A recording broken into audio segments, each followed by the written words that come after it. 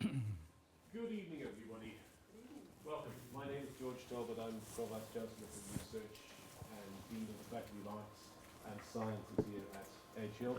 Welcome particularly to those of you from outside the institution who may be joining us here for the first time. I think some of you may well have attended the event earlier on this afternoon, which unfortunately I had to miss because I was chairing interview panels. Anyway, I'm delighted to introduce to you this evening Professor Duncan McTavish from the Glasgow School for Business and Society, who is the chair of the advisory body for I4P, who's going to speak to us about governance towards 2020 in the wake of the recent election and implications, particularly for this part of the world, I guess, but for what exactly the Northern Powerhouse might turn into, but broader themes very likely around the size and shape of the public sector generally. Without any further ado, Professor McTavish. Well, thank you very much, and thanks to everyone for coming along this evening. The sun has decided to shine, which is good. I'm very pleased to be here because I complement, hopefully I complement quite an incredible cast list so far. And I hope I've not missed anyone out here, but people who have given guest lectures so far for I4P include Richard Wilkinson, who was speaking about equality, Peter Beresford on knowledge, experiential knowledge in politics, with a small p and a big P too. John Rain, who was speaking specifically about policing and I kind of think an early evaluation of the Police and Crime Commissioner network, which we have. Forced marriage, quite different from the other stuff, but incredibly important public policy issue as well as a private personal issue as well. Khadija Chandler. Participative research, a very interesting presentation from Fiona Poland. From Anne Edwards, work on interprofessional working. And from Peter Scott on the future, big picture stuff on the future of higher education in the country. And I hope I've not missed anyone out. Well, I hope that can complement that tonight, because what I want to look at tonight is UK governance towards 2020. I want to have a look at two broad things here, and I intend to speak for 45 minutes to an hour or so on, and then invite questions. So two broad areas. I want to have a look at governance beyond the state, and when I say beyond the state, I mean at a level above the state, above the nation state. And I'll be talking there specifically about the sort of concept of neoliberalism and how that relates to national governance, because that's really been the guiding paradigm for the way we organise our politics and our economic affairs. And that's really been paramount for the past couple of decades. So I want to have a look at that and what that means for national governance. And then secondly, I want to have a look at governance within the nation state, centralisation and governance of the UK, because the UK is an incredibly centralised governance system, notwithstanding devolution. It's still a very centralised governance system. So I want to have a look at these two broad areas. And to do so, I do want to give a little bit of historical perspective here, because it's actually quite important to look back probably a generation, 2 generations, to see exactly where this stuff is coming from. Because I think we can only make sense of where we're going if we actually look at how we've got here. So it's these two broad areas, and it's looking at it in a kind of historical perspective. So to look at the first area there, first of all, this is beyond the nation state, looking at what we call the neoliberal paradigm. Supranational development of neoliberalism, and Britain here actually is a very, very key country when it comes to this, because in many ways we have been a pathway leader in this type of way of thinking and organising our political and economic life from at least the 1970s. It's got longer antecedents, but with a force from the late 70s. And there's four sort of broad features to what has been called neoliberalism. The first is the idea that markets are prime.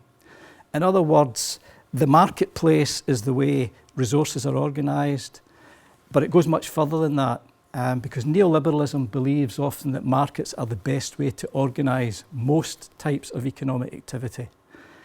And it varies from one country to another, but most countries that have gone down this route also believe that public services can be organised in a marketised way as well. So it's a primacy of markets over other ways of organising society.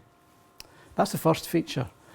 Related to that is the strong belief that the state and government are actually a drag on markets. In other words, the state and government, by and large, don't promote markets, they don't support markets, but at the end of the day, they become a drag on markets, is the second broad belief of neoliberalism.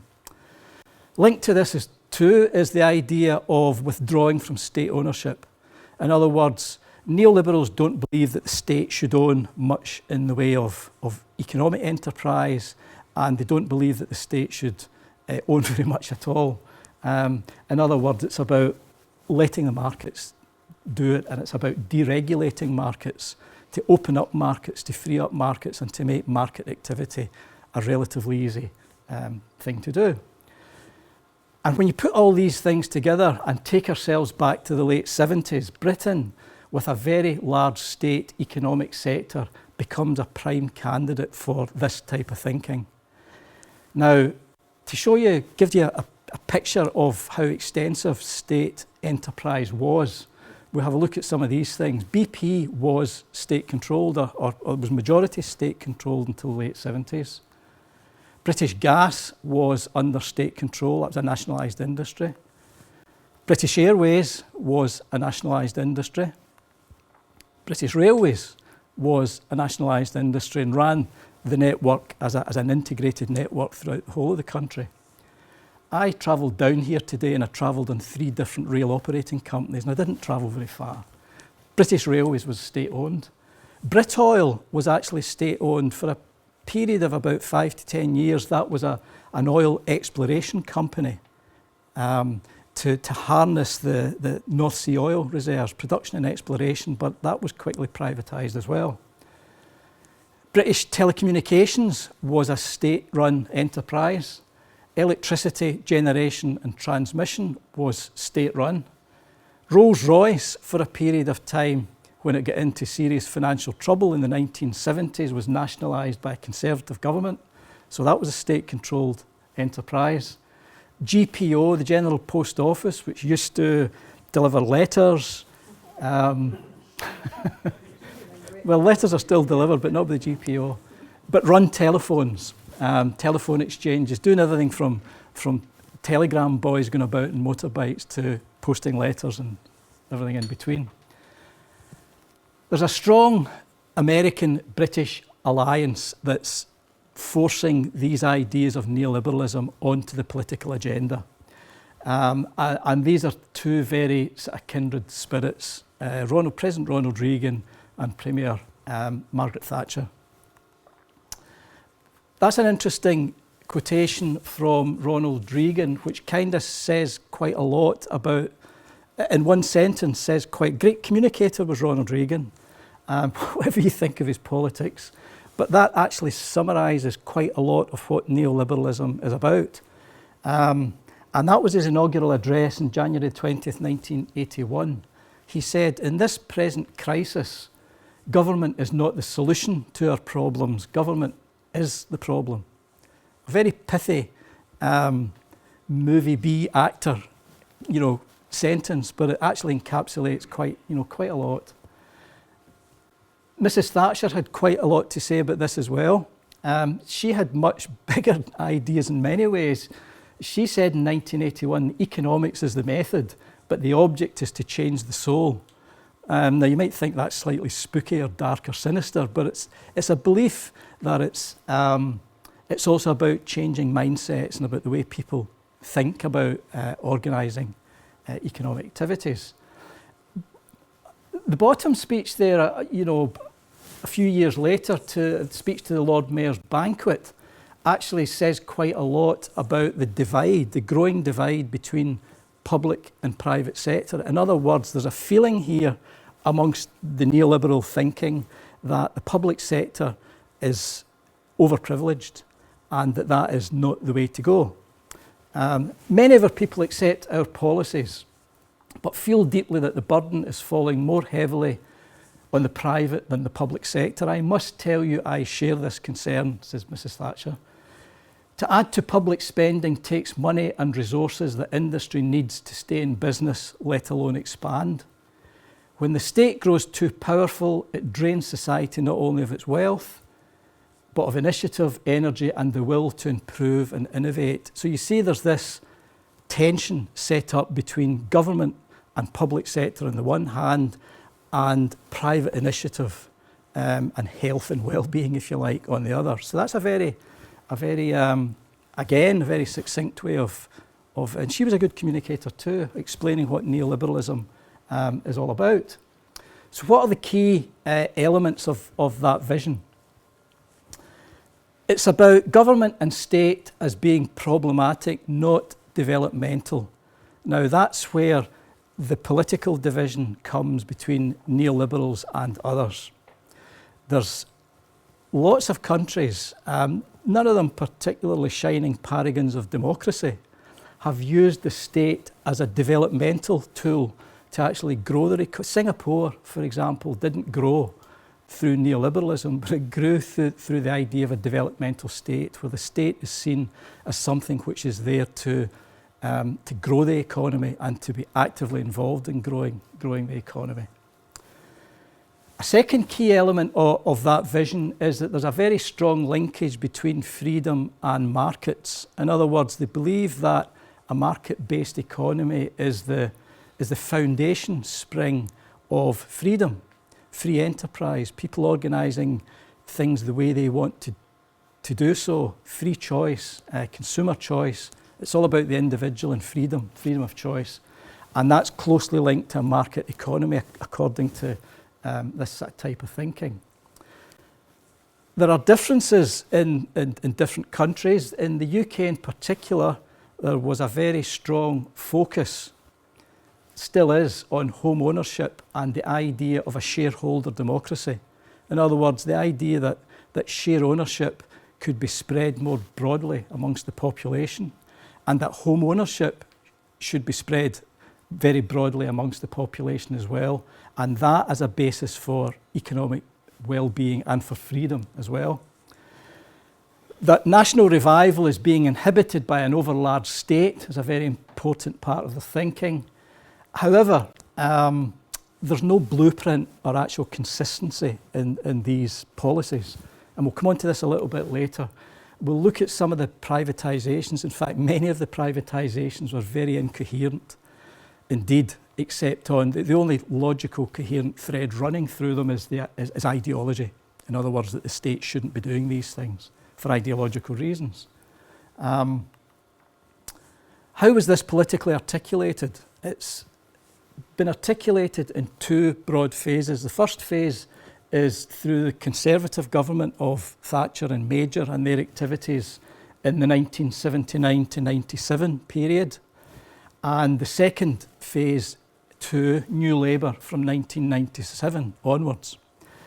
I'm not saying that there are no differences between Conservatives and Labour, there clearly are, but in fundamental thinking about the way the economy should be organised, there's very little to distinguish between them. They're both part of a neoliberal way of thinking.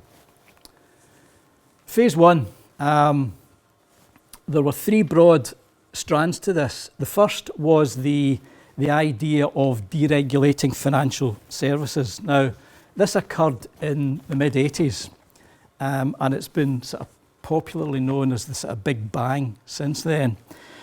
What did the Big Bang involve? Well, first of all, it involved the abolition of exchange controls. People and organisations could move capital and money in and out of the country without much hindrance. It was also felt that the major financial houses in London were failing to compete with those in New York and increasingly so Frankfurt. So they had a major restructuring where there was an abolition of the division between stock brokers and stock jobbers. You know, basically two different sets of people in institutions buy and sell stocks and shares. That was exploded. So that was part of the Big Bang. There was a change from open cry trading to electronic screen trading. So a lot of this is technological innovation as well. Many of the restrictions on foreign ownership of financial institutions were removed, and that's incredibly important. And probably the most important of all was that banks could now own investment banks. Previously, there were many restrictions on retail banks owning investment banks, and that opened up the market and led to many smaller banks actually being absorbed by the sort of larger banks. That was the first part of it. So deregulation of financial services. Then there were major privatisations. We'll come on to that in just a minute. And the sale of council housing, which politically was very much part of the project. Just to go back a minute to the deregulation of financial services, one of the big things that this led to was consumerisation and a growth in the importance of financial services to the economy. And we'll see a bit later that that's actually had quite a devastating effect on the UK economy. These were the old-fashioned stockers and jobbers, and these were the new players on the block. Privatisation. Right, what were the arguments used for privatisation? First of all, there's the idea of popular capitalism and the idea of spreading share ownership. If any in this room are as old as I am, they will remember when British Gas was privatised, and there was a massive advertising campaign. This everyman called Sid, and Sid would be looking round the corner. Tell Sid the sale's coming up next week. Tell Sid. Does Sid know yet? Does Sid's brother know? Tell Sid in the pub. It was a massive campaign, and you can see the idea behind that is to try and democratise share owning. Is the sort of theory. So that's one argument for privatisation, and that's an example of a company that was privatised using that type of thinking. There were other reasons for it as well. In some instances, private capital was required to innovate. For example, BT, with the massive investments required in international telecommunications infrastructure, hardware and software, it would be very difficult for the state to do that. So the idea was that private capital was required to modernise and to innovate. So that was a major reason used for the privatisation of BT. Often it was argued that privatisation was required to make British capitalism more competitive. Jaguar, BT, Rolls-Royce, British Airways, various utilities companies, electricity, water companies and so on, British Aerospace, Britoil, were the sort of arguments used for privatisation in that sector, that the introduction of private capital and market disciplines would make these companies more competitive. That was the thinking there. However, the actual implementation actually varied from the outlined aims. That there were periods where privatisation was used to raise revenue to keep taxes down. Although it often made political sense, because sometimes the senior management team in the state-owned company became the board managers of the newly privatised company. Cedric Parker was case in point, British Gas. Often members of the workforce were given shares or were given preferential allocation of shares. Very often customers in building societies that demutualised were given share offerings and so on. In other words, potential opposition to the idea was bought out or bought in, whichever way you look at it. So in that sense, privatisation often sort of made political sense. But There's been a lot of work done in this. David Marsh is one of the key political scientists who reckons that the only coherent logic to privatisation really was ideology. That's the only strand that ties the whole thing together. Remember him? He's still around. Sale of council housing was a very, very big and a very popular part of this sort of new right neoliberal thinking. And if you look at what Michael Heseltine says, you can see almost the evangelistic zeal with which this is taken on board. Michael Heseltine, no single piece of legislation has enabled the transfer of so much capital wealth from the state to the people. There is in this country a deeply ingrained desire for home ownership. It reflects the wishes of the people, ensures the spread of wealth throughout society, enables parents to accrue wealth for their children, and stimulates attitudes of independence and self-reliance that are bedrocks of a free society. So again, there's this constant linkage with free markets, property ownership, and the free society. And that's very implicit in the policy of council house selling. Interestingly enough, Margaret Thatcher often gets the name of being the bold, dominant politician of the age, and I suppose she was in many ways. Margaret Thatcher was very, very cautious about council house selling.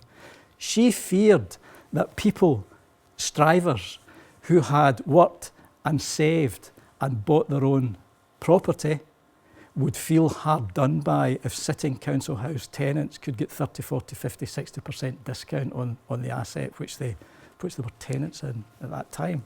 However, she was persuaded. Phase 2 comes with New Labour. One of the first things which New Labour did coming into power was to remove the Bank of England's oversight of the banking system and to replace it with a very light touch financial services authority. Very light touch regulation indeed.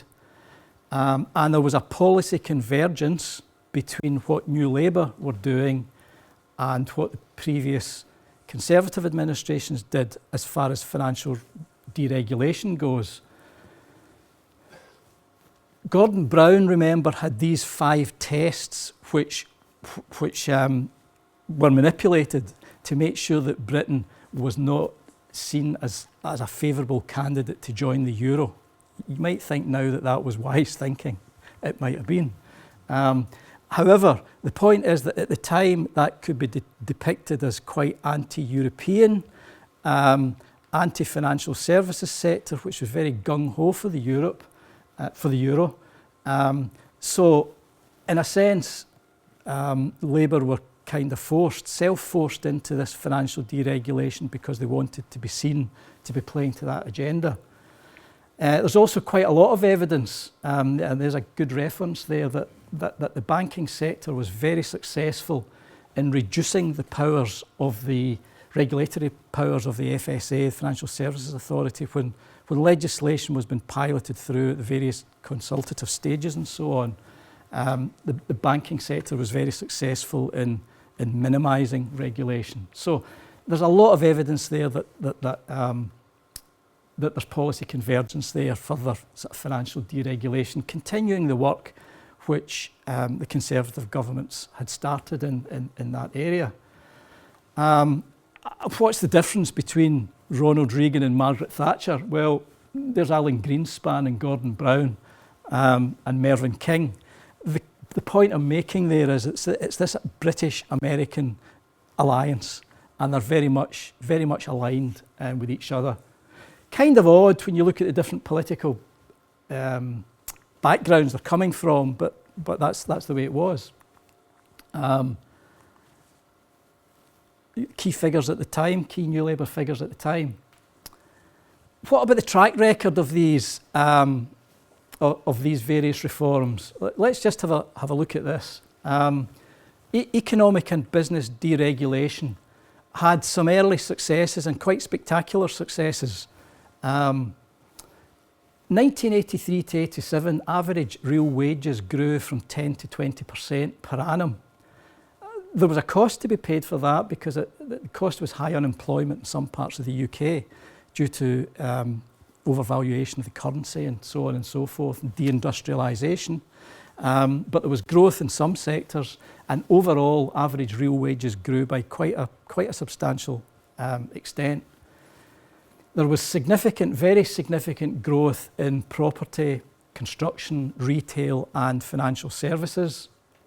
But, and it's a very big but, this led to a very unbalanced growth and what we call financialisation. Now, what do we mean by financialisation?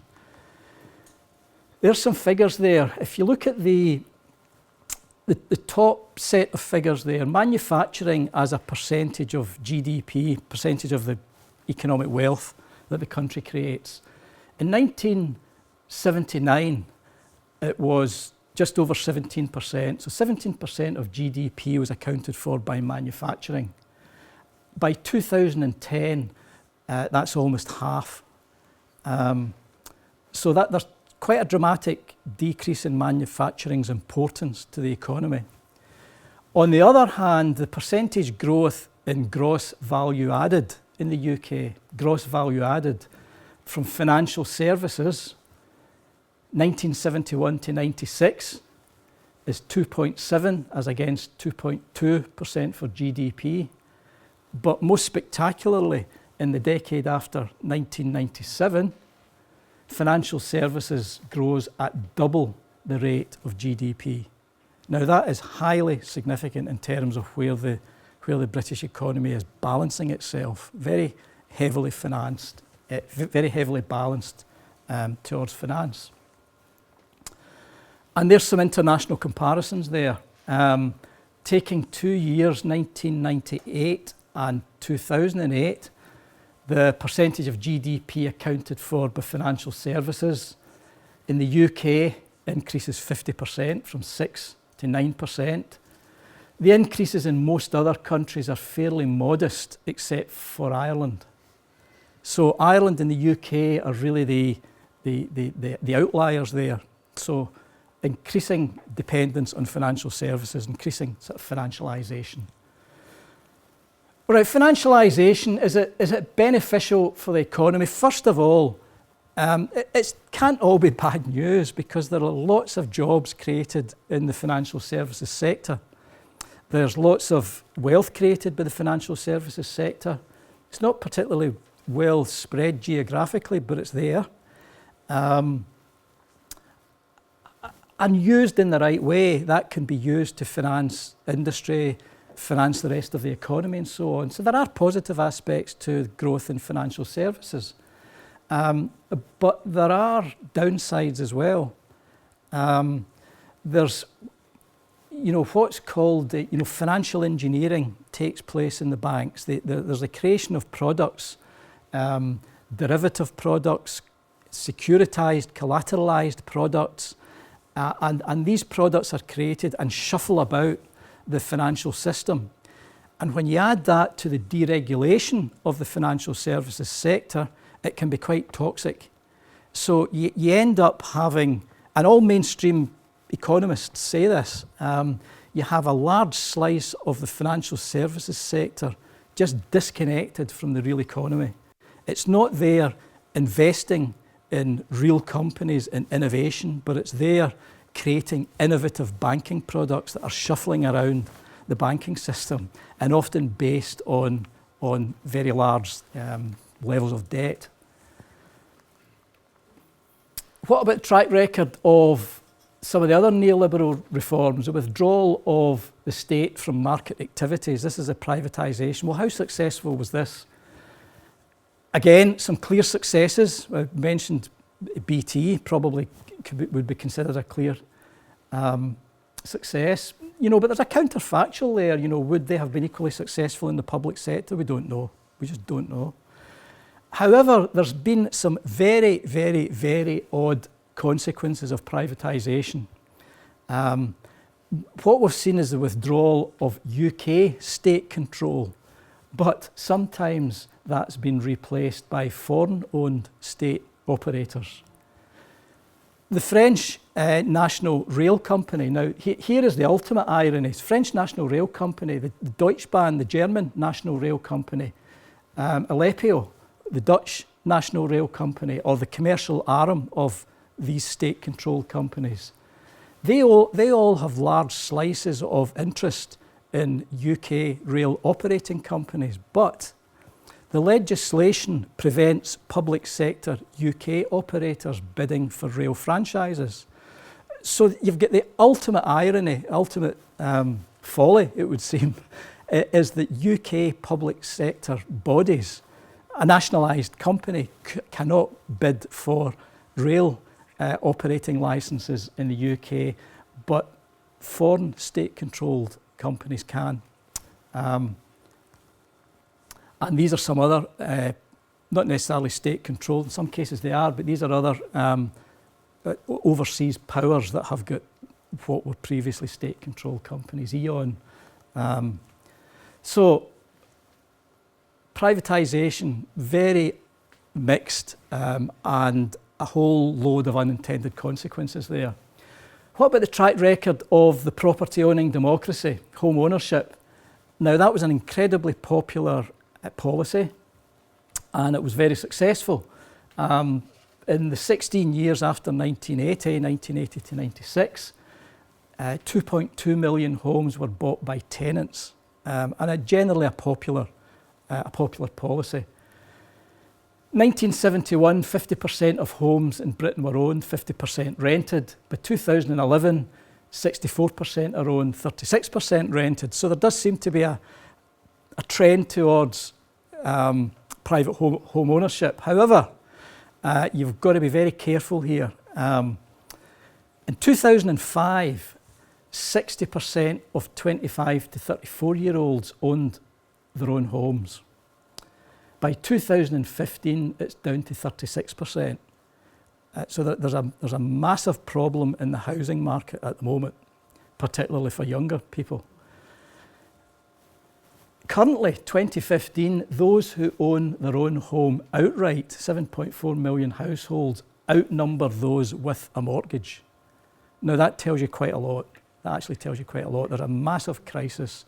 There's a massive crisis in housing, and there's a massive crisis in home ownership, where younger people are not actually getting onto the market. So, successful in the early phases, but it's maybe looking a bit less rosy now. Right, there's a problem here. UK governance and neoliberalism. We've spoken here about a lot of these neoliberal policies, and a lot of these are international in scope. They're happening across the globe, and you can't hold policy in isolation. For example, you abolish capital controls, you globalise the economy, and immediately that's a suprastate, supranational ideology that we're talking about. However, the conventional view of governance is that sovereignty is tied to the nation state. So sovereignty and the nation state are closely linked, but this idea of neoliberalism splits that apart. So there's a major problem there. And consequently, that's where the significance of the European Union has come into play. Because the idea there is that the European Union, for its members, is about pooling sovereignty.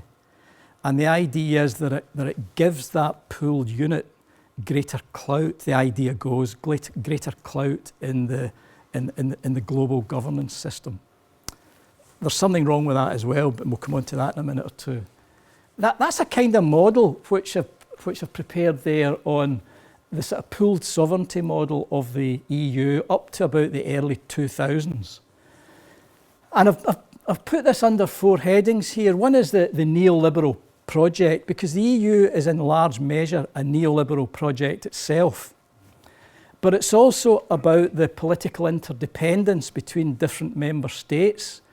The idea is that each member state doesn't give up something and get nothing in return, but they give up something, they pool their sovereignty, and then there's interchanges go on between them, interdependencies. That's the second area. The third is that there's an aspect of the EU is about amelioration. It's about lightening the severe consequences of a lot of this neoliberal project. And then there's resistance to that. So these are the 4 areas which are present in this model. So for example, the neoliberal project, the EU is very much in favour of the single market. So the idea is making Europe a single market of 500 million people. So that's part of the neoliberal project. It's about increasing market size and scope. It's about the free movement of labour and capital. In other words, capital can move in and out of different European countries. And again, that free movement of labour and capital is part of the global neoliberal project. And it's also about deregulation and various pro-market policies. There's lots of evidence that the EU, up to the early 2000s and beyond, is heavily involved in these things. So you can argue that it's part of a neoliberal project. There's also political interdependence dimensions to it as well. Europe is seen as an integrated market. There's negotiation takes place between democratic states about competition policy, about various regulations, about how banks are supervised and so on. So it's a negotiation that goes on between democratic parties. That's the political interdependence. And another dimension is that it's a democratic supranational project. In other words, it's trying to create a body above the level of the state that's got some form of democratic credibility. Some of that is taking a dash at the moment. We'll mention that a little bit later. Now, what about the third column, the sort of amelioration of the effects of these policies? Well, there is the idea of a social Europe, and when Delors was president of the European Commission, the idea of a social Europe was very much to the fore. So you have things like labour policies, you have restrictions in working hours, various other social cohesion programmes, and so on and so forth. The idea there is that there's a social dimension to the EU, and it's not simply about a neoliberal project. And then the 4th dimension there is about resistance to all of that. Well, I think we could say that up to the early 2000s, there's very little resistance, to the EU as a project. What was the UK's response to that model? It's very mixed. Up to the early 2000s, both Conservative and Labour governments were very much aligned with the neoliberal dimension. But often Britain was in a very contrarian position. Mrs Thatcher and her UK rebate fell out with everybody, I think, over the rebate. And that third bullet point there, Thatcher's speech to the College of Europe in 1988 is almost, if you look at that amelioration, the idea of a social Europe, it's almost saying that she wants nothing to do with that. And that's what she said. We've not successfully rolled back the frontiers of the state in Britain, only to see them reimposed at European level. So Britain's position with Europe is mixed up to 2000s. We're coming, hopefully this has given a bit of context, we're bang up to 2008 now. And there's the question here, is this a watershed event? 2008, we've got the financial crash, and we've got a very malfunctioning neoliberal model, which not only brings the UK economy almost to crash point, but many other Western economies as well. I mean, apparently we were 48 hours away from the cash machines drying up, so Greece isn't maybe so far away. Why was this malfunctioning? Over-financialised economies are very dependent on debt, and I'll show you some figures in a minute. The subprime lending crisis was often property-based, originating in America but spreading elsewhere, where people are given mortgages based on property, mortgages 5, 6, 7 times their income level, unsustainable unless the asset keeps rising in value. And it does up to a point, and then what happens when it crashes? Well, that's exactly what happened. There's a very weakly regulated shadow banking sector. where banks are seen as too big to fail. But a lot of their operations, their securitization and so on is not regulated. So that's why it's called a shadow banking sector. There's a near collapse of the banking system, and that leads to a sort of short-term anti-recessionary, almost Keynesian type support systems being put in place. There's the growth in Britain's personal debt mountain. It's quite scary. That's the level of public money which had to go into the banking system in the UK to keep it afloat. Total government rescue package was £387 billion. It was actually more than that because there were guarantees in there as well. And that's really the way the whole thing goes. Subprime lending, mortgages, lenders, home builders, markets, US economy, world economy crashes almost like a pack of dominoes. But this is the important part.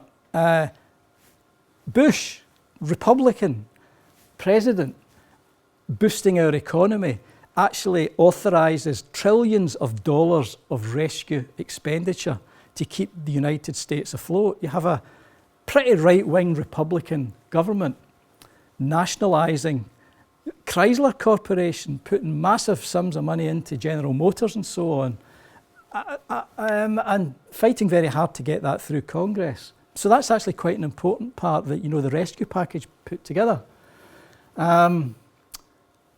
So does that mean the EU governance model is undermined? Because I explained earlier that the EU governance model is very much tied up to this.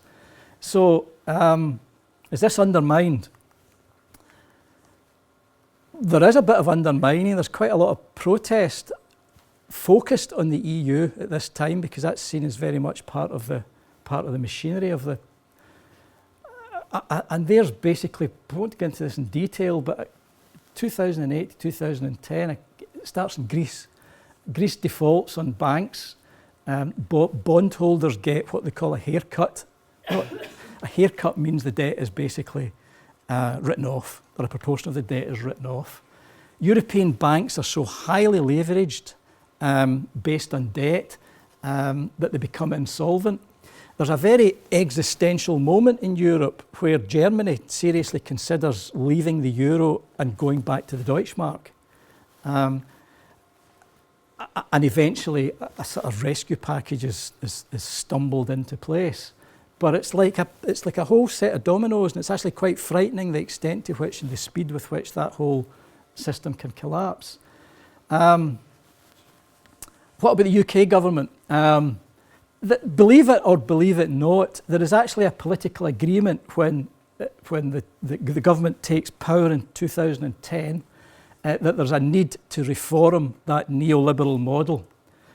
David Cameron, the 28th of May, just shortly after he's elected as Prime Minister, our economy has become more and more unbalanced, with our fortunes hitched to a few industries in one corner of the country, while we let others like manufacturing slide. I mean, that could have been at this afternoon's I4P meeting, the sort of things we're saying, and that's David Cameron. So there's a clear realisation of what's going on and what's going wrong. And his buddy, the George Osborne, the Chancellor, in his emergency budget speech in 2010, probably makes it even clearer. Our aim is to raise from the ruins of an economy built on debt a new balanced economy where we save, invest and export.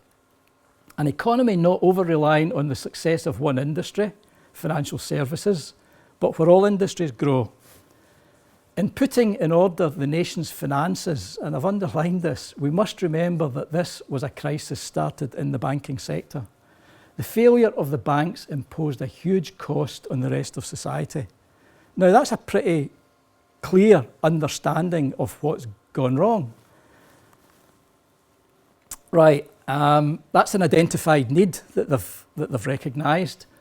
Has that need to reform been progressed? I think we would have to say the evidence there is mixed. Bring it right up to date. The banks, RBS, Santander have appointed chair people that seem to be regulation friendly, so they do seem, at least in some measure, not to be not to be part of the old banking system, as it were. RBS is divesting of itself of its non-UK businesses, so it seems to be drawing in a bit. That's the way the evidence appears. There's mixed evidence, though, because the Independent Banking Commission, the Vickers Commission, had various proposals on liquidity. In other words, the amount of resources which banks had to hold. And these were watered down due to the lobbying by the financial services sector.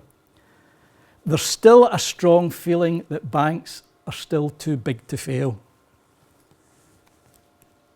Or as Neil Young in his latest record puts it, too big to fail and too rich to jail. So don't say in an Edge Hill lecture you don't get variety. You know, we've had Thatcher, we've had Reagan, we've had Brown, we've had Blair, we've had the Bullingdon duo, and we've had Neil Young. So you get it all here. Other areas where the evidence is mixed. You know, the UK has rejected the idea of the EU supervising banks, clearly because they see opportunities and leverage for London there. You know, how does that square with rebalancing the economy? It's a tricky one.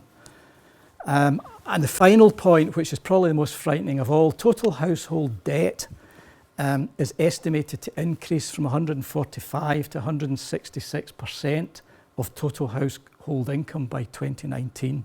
And that's the Office of Independent Office of Budget Responsibility. So the evidence is kind of mixed, it's got to be said. And what about the EU in all this? How does this EU model look now? Well, it's still very much part of the Neoliberal Project. The Stability and Growth Pact is in place, and that's doled out to governments on the very strong understanding that they will be following certain types of policy, reducing their public sector, privatising and so on. A lot of it, the project is competitiveness driven, and it's driven largely by Germany. There's the Transatlantic Trade Treaty not yet in place, but that could be a real sting in the tail, which might give corporations legal right to challenge governments on certain areas of economic activity. And the big fear is that they will be able to basically privatise the NHS in that way. And there's politicians have said that won't be the case, but I don't think it's very convincing yet. So it's still pushing there. There's still a strong focus on sovereign debt issues. In other words, paying down the debt is prioritised over growing the economy. These are all neoliberal strategies. And there's the regulation of securities. Interestingly enough, the European Court of Justice has ruled in favour of London.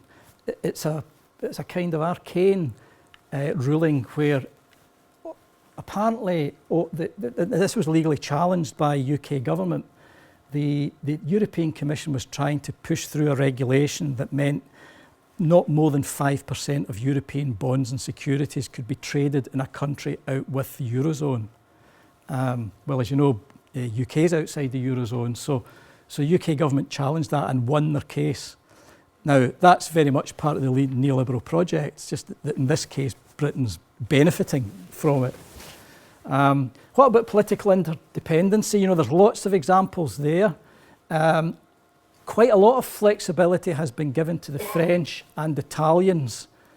The French and Italians in terms of their budget deficits, which have not yet met the 3% of GDP, but they've been given an extended period to bring it in line.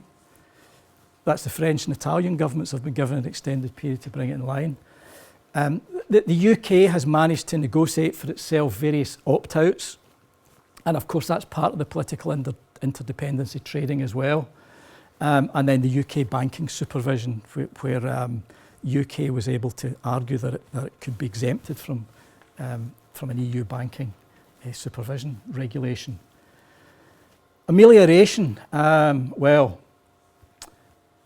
that's an interesting question mark. I compiled this a few weeks ago before the Greek crisis had really hit the screens seriously. increasing German isolation on austerity? Well, perhaps. But the other side of that coin must be that there are other powerful forces there actually trying to mitigate some of the impacts of neoliberalism. And we don't know the full story yet, but there does seem to be some division within the EU between France, Italy, and to a lesser extent Spain on one side and Germany very much on the other. And resistance, well, anti-austerity resistance in Greece. Spain, quite an interesting sort of political movement there, Podemos in Spain, which is an anti-austerity party, doing quite well in the polls. There's also right-wing resistance as well. There's some anti-EU populism, anti-immigration parties. So there's resistance, but it's coming from both left and right of the political spectrum. And these are some visuals. There's Greece, there's Podemos. And just to show you that it's on the right wing as well, that's Marine Le Pen, the French right-wing politician. And back to Britain, there's Cameron, because Britain has a very questionable relationship with the EU at the moment. As you know, we've got a referendum coming up sometime in the future. And, in terms of policy, these two are quite closely aligned, it would seem. But Brexit is a possibility. Is it on the cards? Well, it's a possibility. If you've got a referendum, anything's a possibility. A British exit from the EU. And there's those not quite in the mainstream of the political spectrum, raising questions like who really runs this country. So that's a UKIP slogan. And to show you that there's some maybe not mainstream, but into the Conservative Party, there's anti-EU figures. As I say, maybe he's not the most mainstream, but he's pretty mainstream, sort of a mainstream, and that's Hannon, the MEP. So it's kind of ironic, an MEP is a very anti-European figure. So that's the first part. I've raced through that quite a bit, and you're not finished yet. So that's the first part. That's looking at things in terms of the supranational dimension. It's now bringing this back down to UK level. So it's looking at governance within the UK, and the key theme here is about centralisation and governance of the UK. Where does power and sovereignty lie? I'll just give this in very brief overview. I mean, the idea is that our constitution is one about parliamentary sovereignty. In other words, UK central. Westminster is the parliamentary institution, the parliamentary institution of sovereignty. However, there's a couple of tensions there. The UK is not a union state. It's what's called a plurinational state. There's various nations make up the United Kingdom, so it's not a union state. It's a plurinational state. There's also rival conceptions of sovereignty. There's parliamentary sovereignty, but there's also the idea of popular sovereignty. There's the idea of home rule. There's the idea of national self-determination. A lot of these ideas might well run counter to the idea of parliamentary sovereignty, and sometimes they don't live easily with each other. So again, I'm going to take you back just a little bit. Again, I think the historical perspective is quite important here to look at the way the UK has been governed and how that's changing. The framework from the 1945 to the 1970s was founded very much on a nationwide welfare state with a range of public services offered, from health and education through to social care, personal services and so on. But that's been underpinned by a relatively permissive set of governance arrangements. The key political scientist who's written very well in this, he's now dead, is a guy called Bulpett, Jim Bulpett. Very, very influential stuff.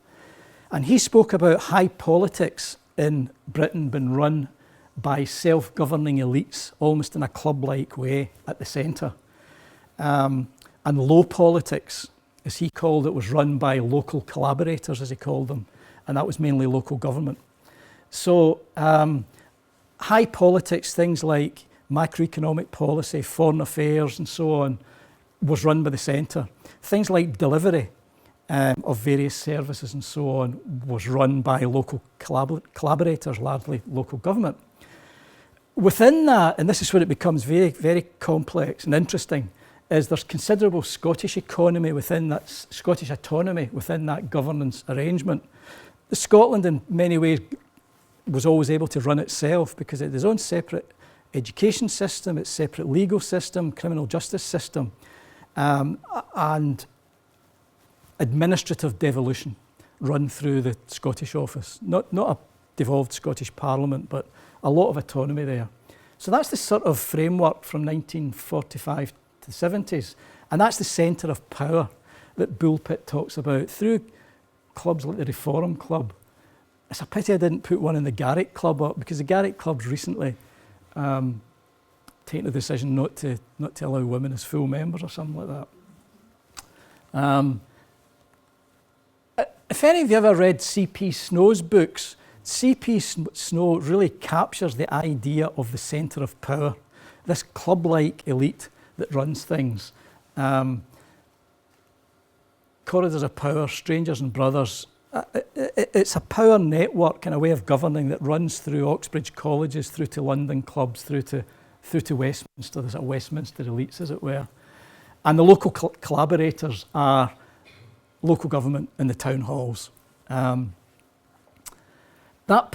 These permissive set of arrangements are actually challenged from the late 1970s. And that's done through a lot of liberalising and deregulation, which we spoke about earlier, that from Thatcher on is occurring at a pace. And that's challenging some of these vested interests at the centre.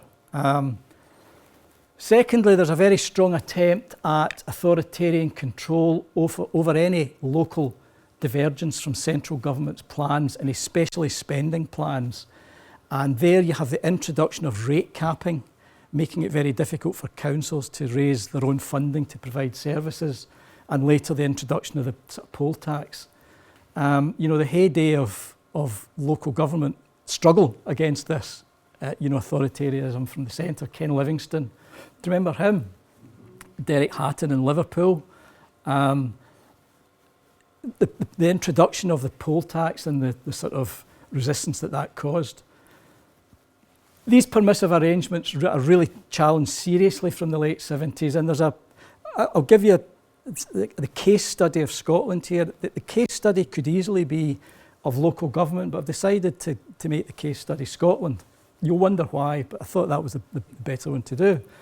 I'm going to run through Scottish history here in one page. The key to understanding what has gone on and what will go on in Scotland, I think, is to realise that Scotland very much was part of the empire. The Scottish economy was linked to the heavy industrial machinery, literally the heavy industrial machinery of the empire.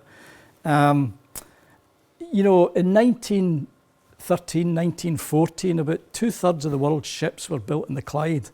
Most guns and armaments were produced in Scotland or in the northeast of England, so very much part of the empire. But that unwinds for much of the 20th century. Deindustrialisation impacts on Scotland and in other parts of the country, and that dramatically alters the structure of the Scottish economy. That runs up against Margaret Thatcher's drive from the centre, because there's a very strong governance and civil society in Scotland, and administratively they're autonomous, and that's challenged by the central government drive of Margaret Thatcher. And that leads to very strong demands for some form of home rule or devolution. And it's a growing civil society pressure, for a Scottish Parliament. We're talking here about the 80s and 90s. And some leading figures in Scottish civil society, he was the General Secretary of the Scottish Trade Union Congress. Just for a little bit of light relief, in case you think it's all about political struggle and so on, there's actually quite a popular cultural renaissance in Scotland at the time. The Proclaimers, Primal Scream, and to quickly move forward from that and the introduction of a devolved Scottish Parliament, that occurs in 1999. And the Scottish government's rebadged, the Scottish Executive is rebadged as the Scottish Government in 2008, which brings us on to referendum in 2014. I thought you might like that. A Steve Bell cartoon. So there's a referendum on whether Scotland should or shouldn't be an independent state. So they agree Scotland should go and do whatever it was to do to itself, yes or no. Well, Scotland actually didn't, and the establishment in Scotland, which was the Labour Party, in full flow. This was actually a meeting outside the campus of the university I work in one lunchtime, and they're all Labour figures, but I can spot at least 4 members of the House of Lords there.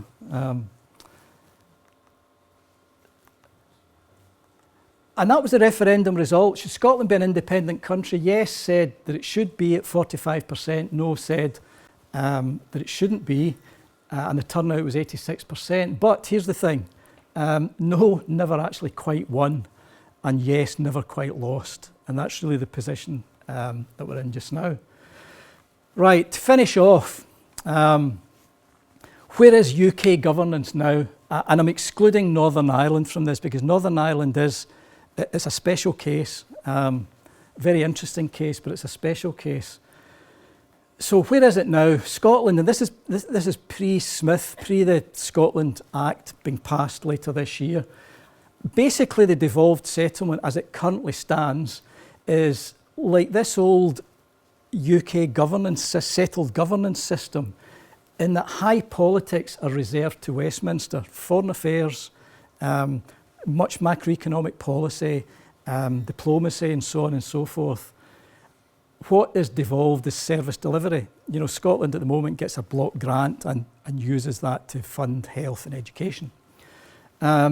It's permissive and it's substantial, but up till now, there's very, very little fiscal autonomy. That's certain to change. But that's the position just now. Wales is a bit weaker than Scotland. The Scottish settlement is stronger than the Welsh one, but the Welsh government is actually gaining powers. England, there's no devolution beyond the mayor and elected assembly in London, and that's a key question. Is that sustainable? And linked to that, is there a desire for devolution? In England, as you know, there's plans to devolve health spend to the combined authorities in Manchester, but there's no devolution of fiscal powers. In other words, it will be like a miniature Scottish settlement of a generation ago. A bulk of money will be given to the combined authorities to spend, but there'll be no fiscal powers or no control packages come along with it. So, it's retained within local authority structures. England experiences excessive centralisation by international comparison. Now, I thought this was a really interesting graph. That's public expenditure on economic affairs per head of population in England, 2011 to 2012, and it's no different 3 years on. These are EU categories. What they mean by economic affairs are the big ticket items that are reckoned to be very important for economic development purposes. So it's like big infrastructural spend, transport spend and so on. And that's expenditure per head for each of the English regions. And you'll see, well, you can see them there yourself, they all pretty much level out, except for one. And London is way up, it's about double the rest. I'm coming on to that in just a minute. So that's the public expenditure and economic affairs per head of population. In fact, before I do that, I'll just address the Crossrail thing. There's transportation spend.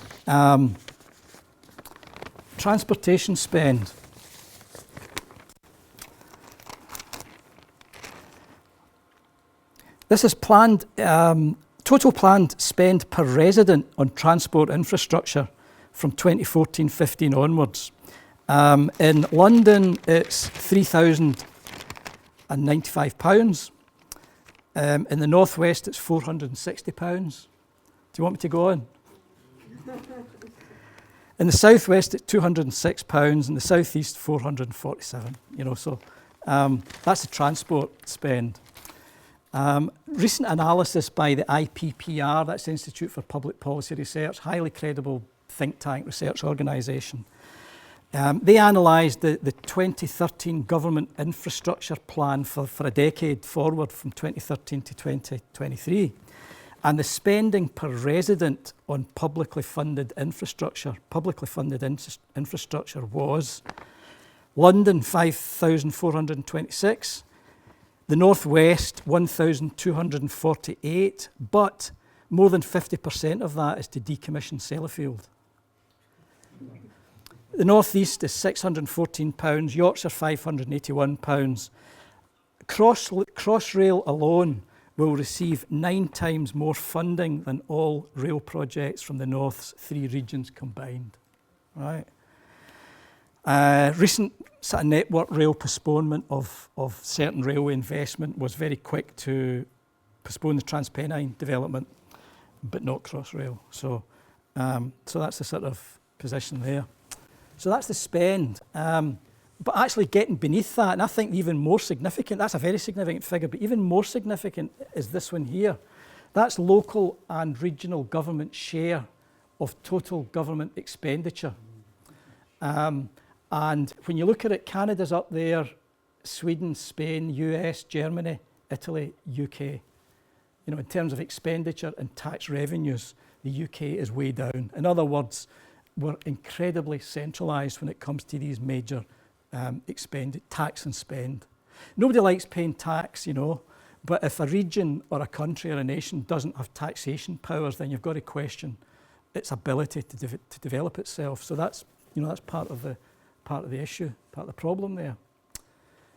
Right, UK futures. I don't want to spend too much time in this, but there's various UK futures models of governance, and it will depend on these 3 factors. It's about the funding arrangements, it's about the political representation, it's about the relationship with the rest of the polity, as it were. So you've got things like fiscal and political federalism, which gives certain parts of the country defined powers and authorities. Or you've got assigned revenues, which is the Devo-Mank policy, which is to assign health revenues to the combined authorities there. There's in federal countries, there's the idea of fiscal equalisation. In other words, an equalisation out to make sure that the better off areas cross-subsidise less well-off areas. Controversial, but that's the way the system works. And there's the bottom 2 comments there. Westminster system reformed, or as a bit conflictual or consensual approaches. It depends on the various configurations that we adopt. What are the various scenarios? 3 scenarios. First is this one. The Westminster system unreformed is scenario 1. Also, it's about the majoritarian electoral system, which is based on a first-past-the-post system, which favours 2 major parties. But that's running against reality because, in actual fact, we are in multi-party politics now. But the electoral system still favours 2 major parties.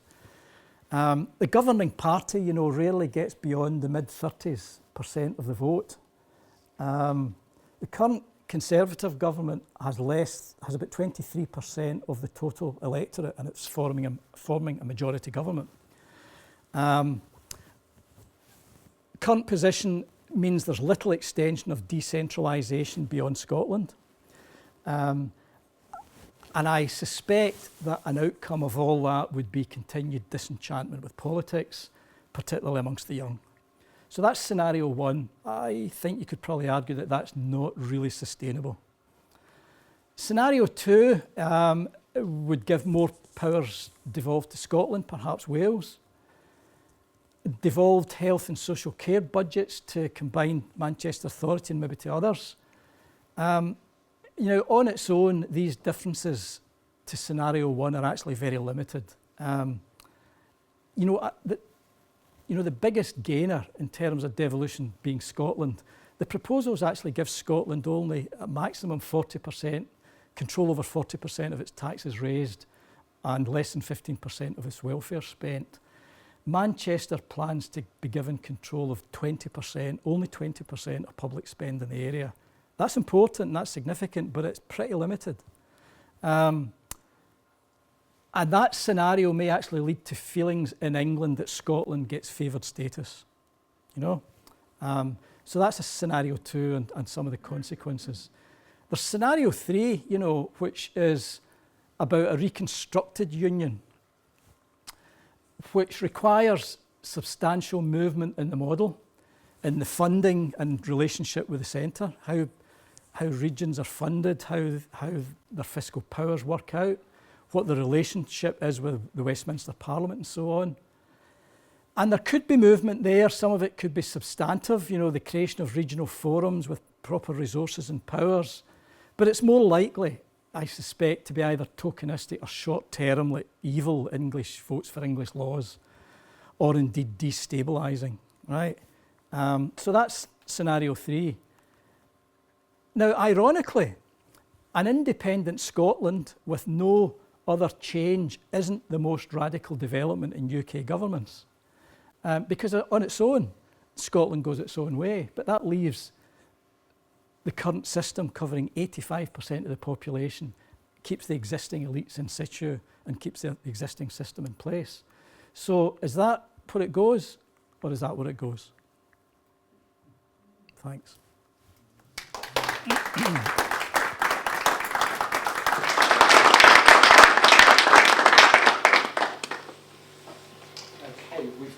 I'm going to suggest we just take 5 minutes of questions. Is that okay? And then if people want to carry on the conversation outside. Apologies for going on, but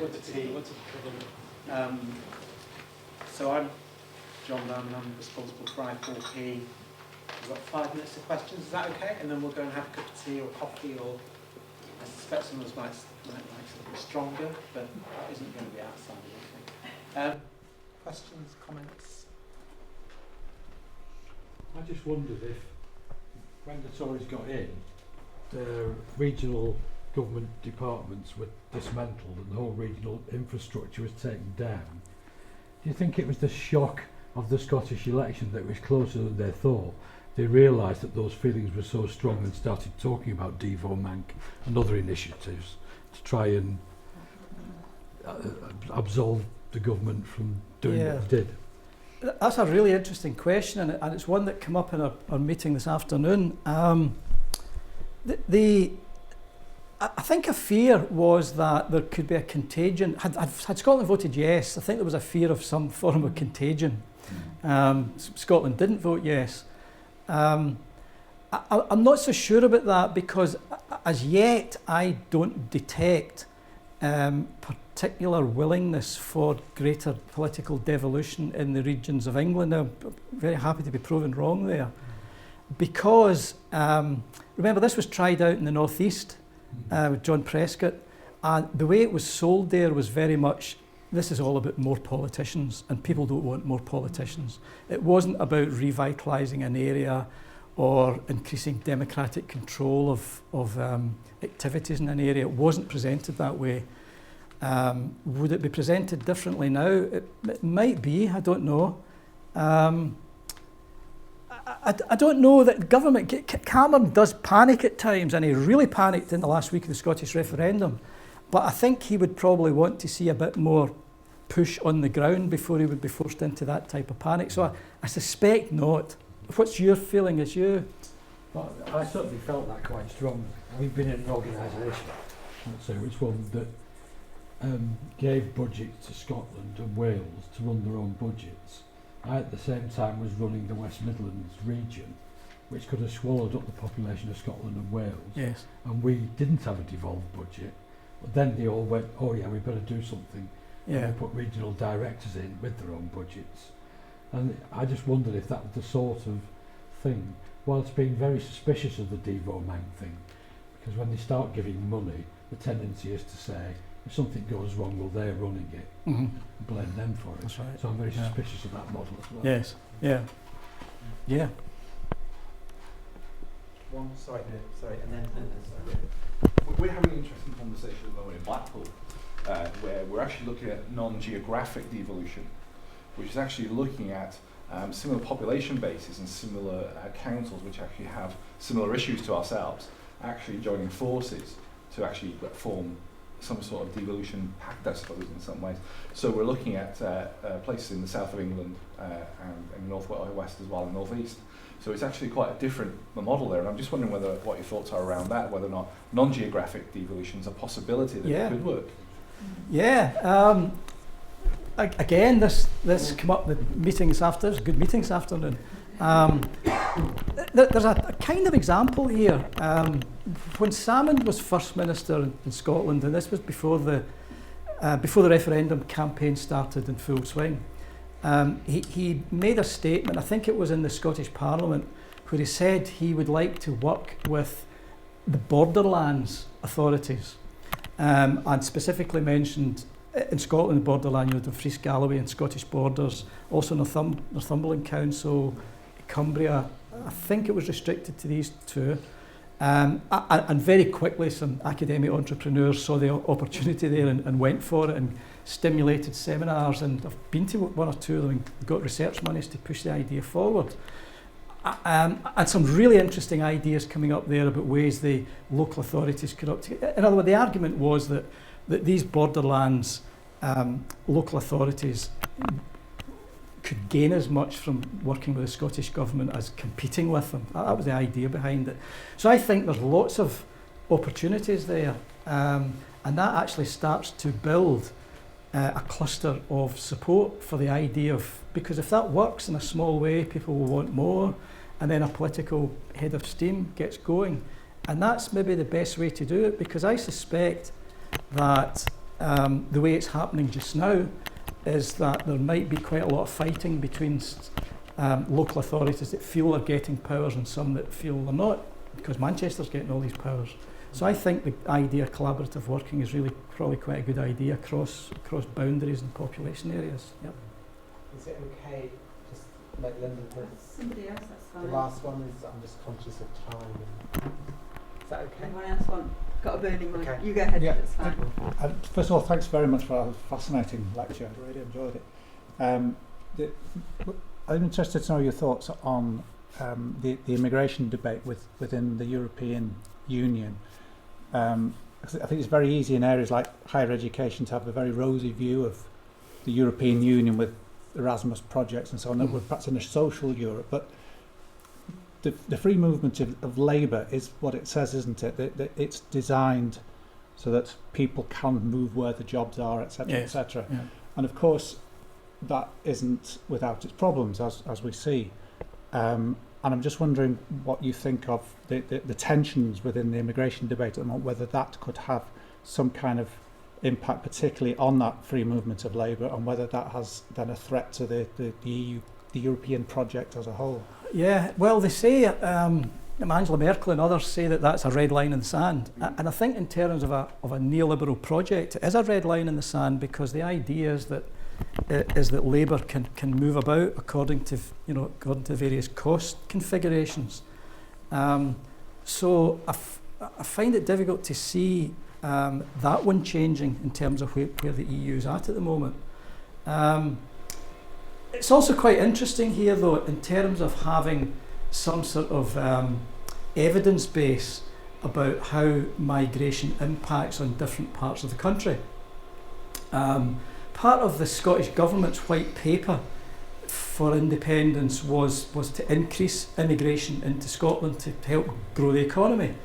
And one of the arguments there was that Scotland had greater capacity for that, because I think per head of population, Scottish immigration is about half the UK average. It's about 7% as against 13%, something like that. So that was a strong argument that was quite strongly put. But you've got to be very careful with this one, because it can be politically toxic. It can be really politically toxic.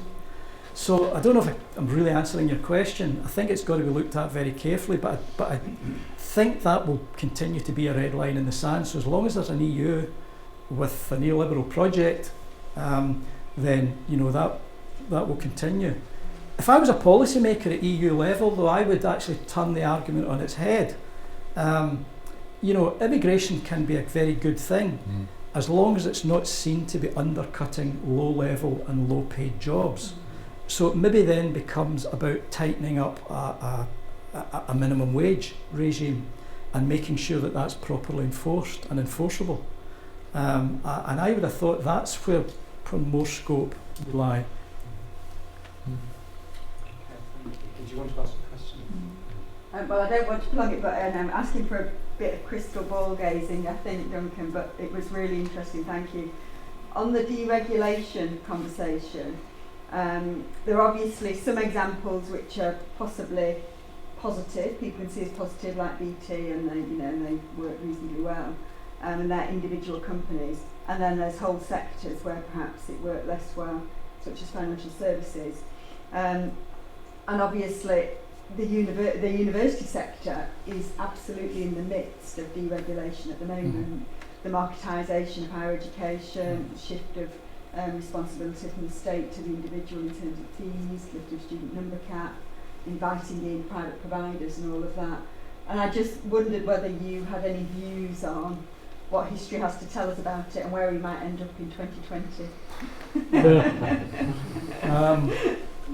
Well, the trend does seem to be that there's more marketisation coming in all ways. I think though politically there's probably a growing debate about sort of differentiating where privatisation and deregulation is appropriate and where it's not.